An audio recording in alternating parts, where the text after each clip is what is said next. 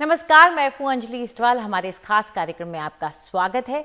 इस कार्यक्रम में हम आपको बताते हैं कि क्या सच है, क्या झूठ है और कौन सी वो अफवाहें हैं जिनसे आपको दूर रहना चाहिए। सबसे पहले आज हम बात करेंगे एक खास खबर की। दरअसल ये देखा जा रहा है कि ठीक होने के बाद भी कोरोना वायरस का असर शायद लोगों पर छूट रहा है और ये तब पता चला है जब मुंबई के केईएम अस्पताल में ठीक होने के बाद 22 मरीज एक बार फिर से अस्पताल पहुंच गए हैं। दरअसल एक महीने बाद जब वो लौटे हैं तो इस बार उन्हें पल्मोनरी फाइब्रोसिस हुआ है। ये दरअसल फेफड़ों के बेहद खराब हो जाने की स्थिति होती है। फेफड़ों के टिश्यू जो हैं उनमें धब्बे पड़ जाते हैं, सांस फूलने की शिकायत होती है, इन सबको सांस लेने में दिक्कत आ रही है।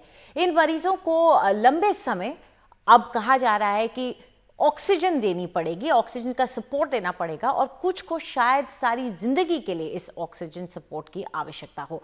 ये एक चिंता की बात आ गई है क्योंकि जब ये लोग डिस्चार्ज किए गए थे कोरोना वायरस के संक्रमण से स्वस्थ होने के बाद, तब इनके फेफड़ों में किसी चोट की कोई शिकायत नहीं थी, सांस लेने की कोई परेशानी नहीं थी। तो आखिर फिर ये 22 मरीज वापस क्यों आ गए हैं अस्पताल में, ये जानने की हम कोशिश कर रहे हैं। क्या ये बताता है कि कोरोना का असर ठीक होने के बाद भी कुछ लंबे समय तक रह सकता है? इसके बारे में ज्यादा चर्चा करने के लिए हमारे साथ हेमंत देशमुख जुड़ रहे हैं, जो कि डीन है केईएम अस्पताल के। हमसे बात करने के लिए बहुत बहुत शुक्रिया आपका डॉक्टर देशमुख। ये एक चिंता वाली बात है कि ये 22 लोग जो वापस आए हैं, इनकी स्थिति के बारे में आप बताइए और क्या नोटिस किया है आप लोगों के अस्पताल में डॉक्टर्स ने? अगर हम बात करना चाहेंगे पल्मोनरी फाइब्रोसिस की, कोरोना ये जो बीमारी है ये लंग की बेसिकली बीमारी होती है, जहां फेफड़े बिल्कुल स्पॉन्जी जैसे होते हैं पहले, कोविड के पहले, और कोविड होने के बाद जब भी कोविड रिपेयर हो जाता है या ट्रीट हो जाता है या क्योर हो जाता है, तभी ये स्पॉन्जी टिश्यू जो होता है लंग पैरेन्काइमा का, उसमें फाइब्रोसिस हो जाता है। इस फाइब्रोसिस में लंग ऑक्सीजनेशन जो होता है, एक्सचेंज ऑफ गैसेस जो होती है, वो डिफिकल्टी से होती है।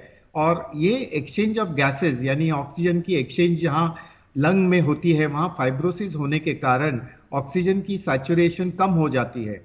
और ये लंग फाइब्रोसिस के वजह से सैचुरेशन जो हाइपोक्सेमिया जो हम बताते हैं, वहां ऑक्सीजन की मात्रा ब्लड में बिल्कुल कम हो जाती है। और इस तरह से जब भी हम पेशेंट क्योर होने के बाद घर भेजते हैं तो उनकी ऑक्सीजन रिक्वायरमेंट काफी बढ़ जाती है। इसलिए हम लोग सोच रहे थे कि उनको ऑक्सीजन कॉन्सेंट्रेटर घर में दिया जाए ताकि घर में ही वो ऑक्सीजन ले सके और घर के वातावरण में ऑक्सीजन ले सके। डॉक्टर साहब, ये जो 22 लोग वापस आए हैं, इनकी अगर हम एवरेज एज जानना चाहें, कुछ अंदाजा दे सकते हैं? क्या ये सिर्फ उम्र दराज लोग हैं या इसमें कोई ऐसे भी शामिल है जिन्हें हम जवान माने? बिल्कुल, इनकी आयु बिल्कुल 30 से लेके 60 एज तक है। और इसमें ऐसा कुछ नहीं है कि उनके पास पहले यंग लोगों को ज़्यादा तकलीफ होती है या ओल्ड लोगों को ज़्यादा तकलीफ होती है। ये बिल्कुल एज का मायना नहीं रखती है। लंग फाइब्रोसिस बिल्कुल पहले जिसको ट्यूबरकुलोसिस हो या एम्फेजिमा हो, उनमें ज़्यादा दिखाई जाती है। जी डॉक्टर साहब, जब इन सभी मरीजों को डिस्चार्ज किया गया था तो इनकी जांच की गई होगी, उस समय उनकी हेल्थ क्या दिखा रही थी आप लोगों को? उनकी हेल्थ बिल्कुल स्टेबल थी। ये 22 लोग जब भी डिस्चार्ज हो गए थे, उनकी हेल्थ स्टेबल थी। इनमें से 22 में से 4 तो अभी भी एडमिट हो चुके हैं और 22 लोग जो डिस्चार्ज नहीं हुए थे, सिर्फ 4 लोग अभी भी एडमिट है। 22 लोग 4 में से अगर आप 22 में से 4 निकालो तो 18 लोग को डिस्चार्ज किया गया था और इन 18 लोगों को वापस केईएम में भर्ती किया हुआ है। डॉक्टर साहब, ये जो कंडीशन है पल्मोनरी फाइब्रोसिस जिसको आप एक्सप्लेन कर रहे थे, फेफड़ों को जो डैमेज होता है, ये क्या रिवर्सिबल है? क्या ये ठीक हो जाएगा या इसके लिए इनको कुछ लंबा इलाज करना पड़ेगा? अभी यहाँ 2 चीज है। इनमें ऑक्सीजन सैचुरेशन हम कैसे बढ़ाएं? हम तो ऑक्सीजन कॉन्सेंट्रेटर के साथ ऑक्सीजन देंगे, लेकिन फाइब्रोसिस ये जो चीज है वो इरिवर्सिबल डैमेज हो जाती है और इसको रिवर्स करने के लिए कुछ दवाई भी आती है। वो दवाई उनको ऑलरेडी हम लोग ने केईएम अस्पताल में चालू कर दी है। हम स्टीरॉयड का भी इस्तेमाल करते हैं और फाइब्रोसिस ना होने के लिए एक स्पेशल दवाई आती है, वो भी हम यूज करते हैं। तो हम ऑक्सीजन सैचुरेशन बढ़ाने की कोशिश करेंगे, फाइब्रोसिस कम करने की कोशिश करेंगे और इन्फ्लेमेशन भी कम करने की कोशिश करते हैं। जी, हमसे बात करने के लिए बहुत बहुत शुक्रिया आपका डॉक्टर साहब। ये बहुत अहम है और अस्पताल इन पर नज़र बनाए हुए है, क्योंकि इनके साथ जो होता है उसका असर ये देखने को मिलेगा कि क्या ये एक चलन बनता है, ये एक तरह की अध्ययन भी हो जाएगा। आगे बढ़ते हैं, एक और खबर है। कोविड-19 से मौत पर रजिस्टर्ड डेटा जो होता है उसकी मांग दरअसल की जा रही है, और जो मांगने वाले हैं वो 200 से ज्यादा वैज्ञानिक हैं, शोधकर्ता हैं, एपिडेमोलॉजिस्ट हैं, ऐसे लोग हैं जो खास तौर पर इन्फेक्शियस डिजीजेस पे काम करते हैं। ये सब चाहते हैं कि जिस सिविल रजिस्ट्रेशन सिस्टम में आंकड़े दर्ज किए जाते हैं कि कितने लोगों की मौत हुई, चाहे अर्बन हो या रूरल हो, गांव में हो, कस्बों में हो, उस सब का आंकड़ा जारी किया जाए सरकार द्वारा। और इसकी वजह यह है क्योंकि उनका कहना है कि कोविड-19 की मृत्यु दर पर बेहतर तरीके से नजर रखी जा सकेगी। अभी जो सरकार आंकड़े जारी करती है उसमें हो सकता है कि कोविड-19 की कई मौतों को रजिस्टर ना किया जाता हो या उनको वो बच जाती हों किसी न किसी तरीके से। और इसके लिए एक चिट्ठी लिखी गई है और इस चिट्ठी में कहा गया है कि जितनी भी एक्सेस मोर्टेलिटी हुई है उसके आंकड़े जांचे जाएं, और ये वो लेटर है जो लिखा गया है। इस पर ज्यादा चर्चा करने के लिए हमारे साथ जुड़ रहे हैं डॉक्टर संजय नागराल, जो कि चेयरपर्सन है forum for medical ethics society के। डॉक्टर संजय, हमसे बात करने के लिए बहुत बहुत शुक्रिया आपका। ये अक्सर हमने सुना है कि डेटा बहुत जरूरी हो जाता है ऐसे स्थिति में जैसे कि कोविड-19 है, लेकिन आप क्यों चाहते हैं कि सरकार इस डेटा को पब्लिक करे और सबके सामने रखे? इससे क्या मदद मिलेगी? आपके इंट्रोडक्शन में आपने ये बताया कि कोविड के जो मौतें हुई है, तो ये एक पूरी दुनिया में, खाली इंडिया में नहीं, कि कोविड की मौत जो होती है उसका अंडर रिपोर्टिंग होता है, और उसके कई कारण हैं। एक ये है कि कोविड के हर पेशेंट को का टेस्ट नहीं होता है। अगर टेस्ट होता भी है, जो स्वैब है, तो वो टेस्ट और 30% पेशेंट्स में नेगेटिव आ सकता है कोविड होते हुए भी, जिसको हम फॉल्स नेगेटिव बोलते हैं। तो अगर किसी भी देश को, किसी भी समाज को जान लेना है कि डेथ्स कितने हुए, तो उनको ये भी देखना है कि उस पीरियड में जो एपिडेमिक है, उस पीरियड में इस देश में एक्सेसिव डेथ्स कितने हुए। ये एक तरीका होता है, excess mortality. So for example, अगर 2019 में अप्रैल में जून मंथ्स में सर्टेन डेथ रेट हुआ है इंडिया में, तो अगर 2020 में डेथ रेट बढ़ गया, एक पॉसिबिलिटी हो सकती है कि ये इसमें से part of proportion of deaths ये कोविड के कारण हो सकता है। ये इंपॉर्टेंट इसलिए है क्योंकि अगर ये डेथ्स हम मिस करेंगे तो पहली बात तो ये है कि हमारा एस्टिमेशन डेथ्स का कम हो जाएगा। दूसरी बात कि हमारी जो पॉलिसीज है, प्लानिंग है, इसमें इंफॉर्मेशन बहुत, कोई ऐसे एरियाज हो सकते हैं कि जहाँ पे डेथ्स हुए लेकिन वो कोविड करके काउंट नहीं हुए। और हम सब ने ये सुना है इस सिचुएशन में कि काफ़ी बार लोगों का सडन डेथ होता है, अस्पताल पहुंचने तक डेथ हो जाता है। सो ये सब हमको इंफॉर्मेशन ज़रूर। जी बिल्कुल, ये डेटा इसलिए ज़रूरी हो जाता है। आप लेकिन एक चीज़ और है इसमें, अगर आप डेथ को काउंट करेंगे और आप कह रहे हैं एक्सेस मोर्टेलिटी जो है ये कोविड-19 की हो सकती है, इसमें ये भी हो सकता है कि ये दूसरी डेथ्स भी हो, तो क्या ऐसे में उसको भी अकाउंट किया जाएगा? ये ऑफ कोर्स दूसरे डेथ्स हो सकते हैं, लेकिन इसमें एक बात ये है कि कोविड के सिम्टम्स क्या है और कोविड किस तरह से क्या होता है मरीज को, ये हमको अभी तक पता है। अगर कोई मरीज है जो इसको बुखार आया था, उसको ब्रेथलेसनेस हो गया सडनली है, तो ये बहुत कोविड को फेवर करता है, क्योंकि हर पेशेंट में तो टेस्ट नहीं हुए हैं, नहीं हो सकते हैं, और इसलिए हम जस्ट एक्सेस मोर्टेलिटी से ऑफ कोर्स नहीं जाना चाहिए। लेकिन जिसके कोविड लाइक सिम्टम्स है, जिनमें एक्सरे हुआ है, एक्सरे में भी कोविड के सिम्टम्स, कोविड के सर्टेन साइंस हो सकते हैं, भी कोविड के सर्टेन इनडायरेक्ट साइंस है, तो ये सबसे हमको ये पता चलेगा कि ये हाई चांस कोविड का था। अब ये इम्पोर्टेंट इसलिए है क्योंकि अंडर रिपोर्टिंग से आप एक बोलेंगे कि ज्यादा इसमें एक्सेसिव डेथ्स रिपोर्ट करके लोगों को डर लगेगा, ये अभी एक थोड़ा डर होता है। लेकिन रिपोर्टिंग से हम आगे के लिए कोविड का मुकाबला करने के लिए इसमें हमको इंफॉर्मेशन मिल सकता है, क्योंकि एक एरिया से एक्सेसिव मोर्टेलिटी है तो उस एरिया को हम ज्यादा तरह से कंटेनमेंट कर सकते हैं, या हम एक पेशेंट का बैकग्राउंड समझे कि जिनको डायबिटीज है। सो पब्लिक हेल्थ के लिए ये सब इंफॉर्मेशन बहुत इंपॉर्टेंट है, ट्रीटमेंट प्लानिंग और स्ट्रैटेजी प्लानिंग के लिए। सरकार को भी ये स्ट्रैटेजी प्लानिंग के लिए इंपॉर्टेंट रहेगा, और इसलिए ये लेटर लिखा गया। बिल्कुल, ये डेटा बहुत अहम हो जाता है। डॉक्टर साहब, आप हमारे साथ बने रहिए, क्योंकि हमारे इस कार्यक्रम में जो व्यूअर्स हैं उनकी भी बहुत चिंताएं होती हैं, उसका जवाब हम चाहेंगे कि आप दें। पहला सवाल ले लेते हैं जो कि हमें श्रुति सिन्हा ने भेजा है, और दिल्ली से वो ये सवाल पूछ रही हैं।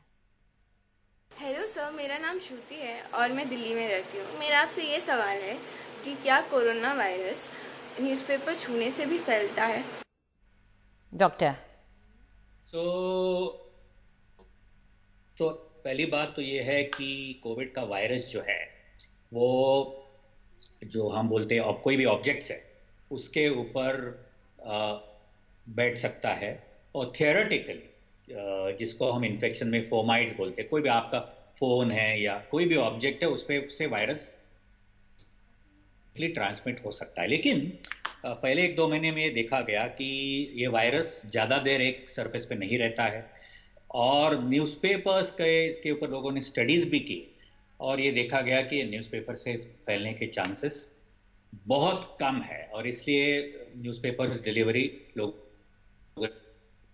क्योंकि देखिए हम हमारे दिन में काफ़ी ऑब्जेक्ट्स को टच करते हैं, लेकिन वो कितने देर के लिए हमारे साथ है, क्या वो उसका सोर्स क्या है, ये भी इंपॉर्टेंट है। क्योंकि ऐसे भी नहीं हो सकता है कि हमारा लाइफ हमको शुरू करना है और हम एक भी ऑब्जेक्ट को टच नहीं करें। और इस तरह का ये वायरस जो है हमको मेनली रेस्पिरेटरी ट्रैक से जाता है, और इसलिए कोई ऑब्जेक्ट है उससे इसका इन्फेक्शन होने का चांस बहुत कम है, इसलिए न्यूज़पेपर्स को सेफ माना गया है। ठीक, चलिए हम अगला सवाल ले लेते हैं जो कि हमें दिल्ली से भेजा गया है। बबली पूछ रही है अपना अगला सवाल। मैं बबली दिल्ली से हूँ। मेरा सवाल ये है कि मेरे घर के आसपास बहुत सारे कोरोना केसेस हो गए हैं, तो ऐसी स्थिति में मुझे घर से बाहर निकलना चाहिए या नहीं? डॉक्टर घर से निकलना बाहर ये की इशू नहीं है। की इशू ये है कि अगर आपको निकलना है, निकलने की ज़रूरत पड़ सकती है, तो आप एक तो मास्क पहन के निकले, अच्छे क्वालिटी का मास्क। दूसरी बात, आप सोशल डिस्टेंसिंग रखें, सो आजू बाजू में जो पेशेंट्स है उनको होपफुली घर में आइसोलेट किया है। आइसोलेट किया है तो आप तो नेचुरल है, लेकिन आपको सोशल डिस्टेंसिंग रखना है, क्योंकि देखो हर एरिया में भी पेशेंट्स है, और ये कहना कि इसलिए हम घर के बाहर नहीं निकल सकते, ये प्रैक्टिकल नहीं है, ऐसे नहीं, और हमारा लाइफ ऐसे नहीं हो सकता है। तो इसलिए मास्क का प्रिकॉशन, सोशल डिस्टेंसिंग का प्रिकॉशन लेके आपको काम पे जाना है। अगर अननेसेसरी है, जो चीज़ें आपको ज़रूरत नहीं है करने की, जैसे आपको काम पे जाना है, तो ऑफकोर्स उसको अवॉइड करें। ये तो स्टैंडर्ड रिकमेंडेशन है कि जो इम्पोर्टेंट नहीं है, जो महत्व का नहीं है, उसको आप अवॉइड करें बाहर जाना। जी, हमारे इन सवालों के जवाब देने के लिए बहुत बहुत शुक्रिया आपका डॉक्टर नागरा। तो अगर आप लोगों के भी कोई सवाल हैं तो हमें भेजना ना भूलें। फिलहाल हम एक छोटा सा ब्रेक ले रहे हैं, और ब्रेक के बाद आपको दिखाएंगे कि किस तरह से केरल की दीपा जोसेफ अब एम्बुलेंस चला रही है, जबकि पहले वो एक बस ड्राइवर थी।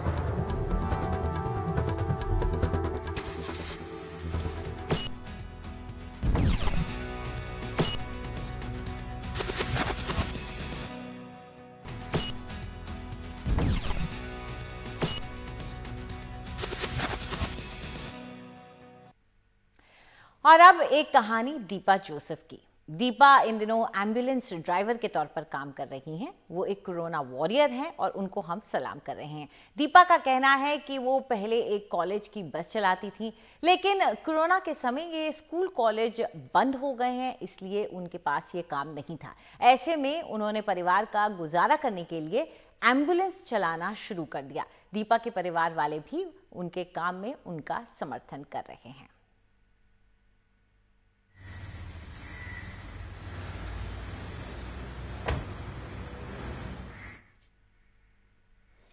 और आइए अब जाते जाते आपको एक खास आंकड़ा दिखाते हैं। दरअसल अगर आप भारत में ग्रोथ रेट को देखें, यानी कि कितनी तेजी से भारत में कोरोना बढ़ रहा है, तो वो दुनिया में सबसे ज्यादा है।